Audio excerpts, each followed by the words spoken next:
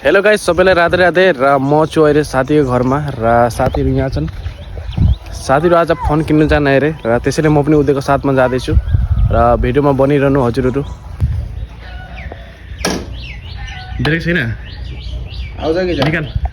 र गाइस हामी तीन भाइ अहिले हामी निक्लिसकेको छौँ घरबाट र देख्न सक्नुहुन्छ जिया बरेली ब्रिज र यही हो जिया बरेली ब्रिज र हजुरहरू घुम्नु आउनु सक्नुहुन्छ। यहाँनिर मस्त प्लेस छ। तो साहिल भाइको फोन चाहिँ मेरो हातमा आइसकेको छ। र अहिले चाहिँ हामी जाँदैछौँ एउटा नयाँ सेकेन्ड ह्यान्ड एन्ड्रोइड फोन लिनुको लागि, किनकि भने यता दाइको चाहिँ मतलब फोनै हिजो हराएको थियो। त गर्लफ्रेन्डसँग बोल्नुको लागि दाइसँग फोन छैन अरे। त अब हामी लिनु जाँदैछौँ फोन।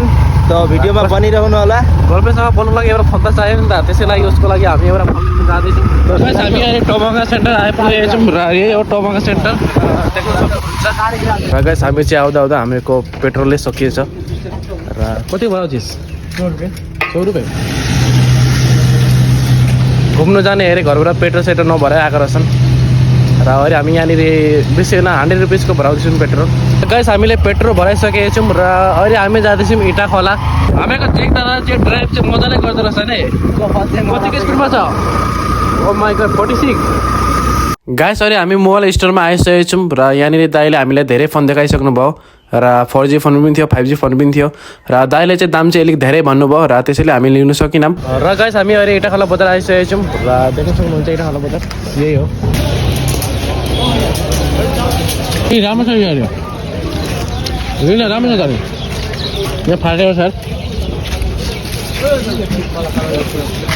गाइस हामी अहिले बजारमा निक्लिसकेको छौँ। के हो पकोडा? के पकोडा हो? चिकन पकोडा। र गाइस घरमा आइपुगेको थिएँ म र बहिनीहरूले यहाँ पुरा मजाले पकौडी खाइरहेको रहेछन् र देख्न सक्नुहुन्छ पकोडा। र गाइस आजको भ्लग यति नै थियो र कस्तो लाग्यो हजुरहरूलाई? राम्रो लाग्यो भने फलो गरिदिनु होला।